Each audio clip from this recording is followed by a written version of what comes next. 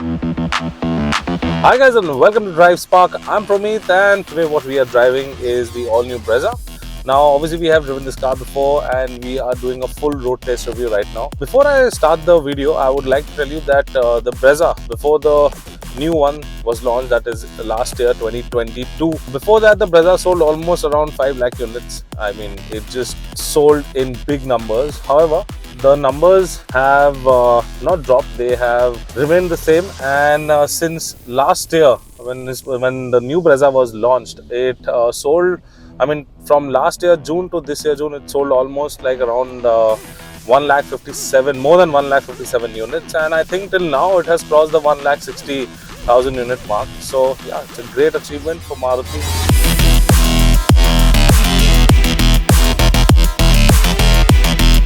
This car is just fantastic for the city if you want to take it for a cruise, for a long duration. And so let me quickly start off with the front end. So what you get now, first of all, if you look at the new Brezza and you compare to the old Brezza, it is different because a lot of things have changed, but the height, size, wheelbase and everything remains the same. Obviously this looks slightly taller because the addition of the roof rails, but other than that, the front end is like kind of it's got the chopped off finish, and you get LED headlamps, you get LED DRLs. Basically the entire setup is an LED setup, front and back, and on the inside as well. So on the inside, I think only the cabin lights you will get in the halogen. Other than that, the rest entire car has LED lightings.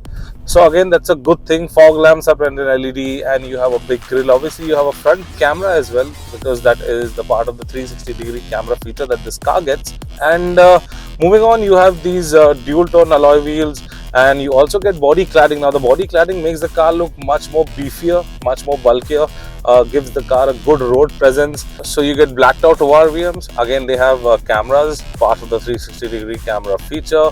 Then moving on, you get body colored door handles. Now these door handles have got request sensors both for the driver as well as the passenger, so you can just access the car without even taking out the key from your pocket.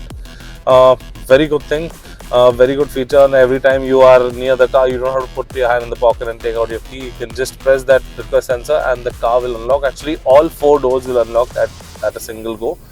Some cars have the feature where only one door opens and you have to press it again to open all the 3 doors. But in this, either side you press, all the 4 doors will open up or close depending on if you're leaving the car or you're entering. So now coming to the rear section, again it's got this sleek tail lamp design that actually looks damn good. And you have the Brezza badging. Obviously the Vitara badging has gone long back. So now this car is only known as the Maruti Suzuki Brezza. Earlier obviously it was known as the Maruti Suzuki Vitara Brezza, but now the name Vitara has gone away and this is only called the Brezza. So from the rear again, you have some amount of chrome, silver finishing, you get a spoiler, a shark fin antenna, and plus this is the dual tone version, so you get a white roof with the body. You also get a sunroof. That's a small sunroof, as you can see over here. I mean, it's not that big, but still you have a sunroof in the car, and this was the first car from Maruti that got a sunroof. So yeah, I mean, this has to be special. So other than that, as I was mentioning, you have the camera, you have adaptive guidelines that will help you park in tight spaces, and I mean, you have everything that makes the car look really cool from the outside.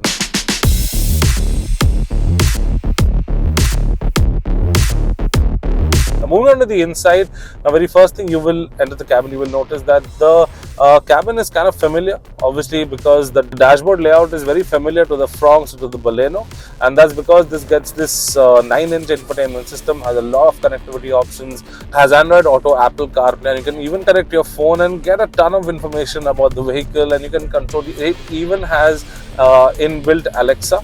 So you can give it some features or commands. You can put on some features from outside as well when you're just entering the car. So I mean, yeah, a lot of things can be customizable. Plus you have this heads-up display over here that looks really amazing. If you don't want it, you can press the button over here for 3 seconds and this will go down, this will shut.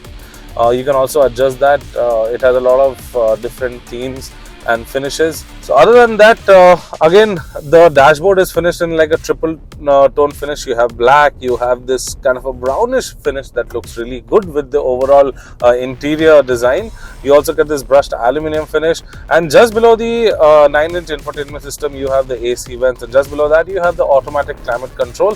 So you have a small screen over there to give you the readouts for the AC, for the airflow, or for the temperature. And moving on over here, so this is the instrument cluster. Again, it's a mix and match of analog and digital. So you have analog dials for the speedometer, tachometer, and the fuel gauge and the temperature gauge, and in between you have approximately a 4-inch or 4.2-inch MID screen that again gives you a ton of information about the car. And you can also, so this car has a mild hybrid system, so that's basically because of the auto start stop that this car has, plus this also has an engine start stop button. So interior wise it is completely like a brand new car. So basically I have a friend who owns the old Brezza. Basically he owns the 2021 or 2022 Brezza, but the older one, and when he sat inside this car he was really amazed, and he was surprised as to how the seats have changed, the comfort, the steering, the wheel has changed, the entire dashboard layout. You have ambient light now, you have a wireless charging support, so everything is there. You have a sunroof, you have an armrest that you can slide up, you have rear AC vents, rear seats are very comfortable, you have two headrests that are adjustable, and obviously the front headrests are very big, but they are also adjustable. So other than that, fit and finish quality is, I mean, it is plasticky all around. You have some soft touch materials on the door panel. That is where you keep your elbow over here. So other than that, it's a fantastic work that Maruti has done.